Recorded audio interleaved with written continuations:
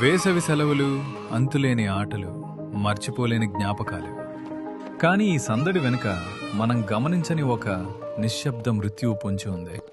పిల్లలు మైదానంలో క్రికెట్ ఆడుతున్నప్పుడు బంతి పొరపాటున ఆ విద్యుత్ ట్రాన్స్ఫార్మర్ దగ్గర పడవచ్చు. ఆ బంతిని తెచ్చే తొందరలో ఆ చిన్నారి చేతులు లైవ్ వైర్లను తాకవచ్చు.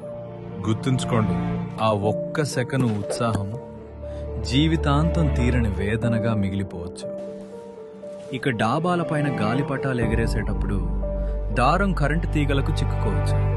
ఆ గాలిపటాన్ని తీయడానికి పిల్లలు పొరపాటున ఇనుప చువ్వలను గాని తడి కర్రలను గాని వాడితే ఆ తీగల్లో ప్రవహించే వేల వోల్టుల విద్యుత్తు వారి ప్రాణాలను నిలువునా హరిస్తుంది.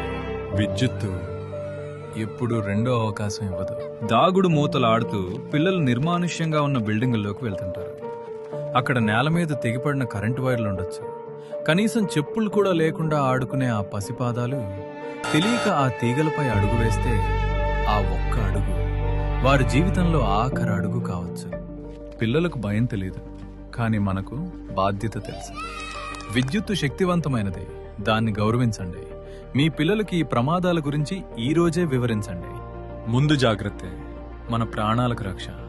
సురక్షితంగా ఉండండి, మీ కుటుంబాన్ని కాపాడుకోండి.